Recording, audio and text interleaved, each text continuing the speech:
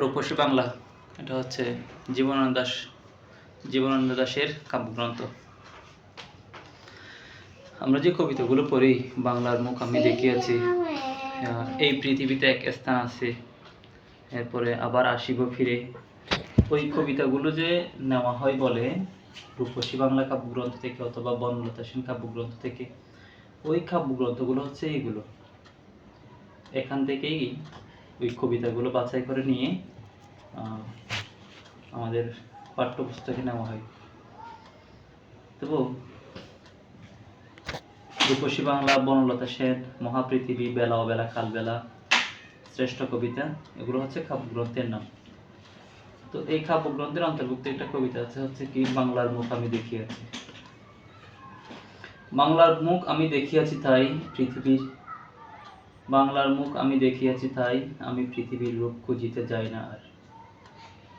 অন্ধকারে জেগে ওঠে ডুমুরের গাছে, চেয়ে দেখি ছাতার মতন বড় পাতাটির নিচে বসে আছে বোরের পাখা। চারদিকে চেয়ে দেখি পল্লবের স্তূপ, জাম, বট, কাঁঠালের, হিজলের, অশ্বতের করে আছে চোখ। পনিমনসার জোপে সটিবনে তাহাদের ছায়া পড়িয়াছে। মধুকর ডিঙা থেকে না জানি সে কবে চাঁদ চম্পার কাছে এমনই হিজল, বট, মালের নির্ছায়া বাংলার অপরূপ রূপ দেখেছিল। বেহুলাও একদিন ঘাঙ্গুরের জলে বেলা নিয়ে কৃষ্ণা দ্বাদশীর জ্যোৎস্না যখন মরিয়া গেছে নদীর ছড়ায়, সোনালি দানের পাশে অসংখ্য অশ্বত্থবট দেখেছিল হাই।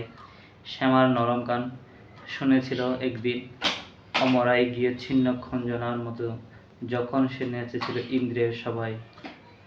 বাংলার নদী মাঠ ভাটফুল ঘুঙুরের মতো তার খেলেছিল পায়। Thank you very much.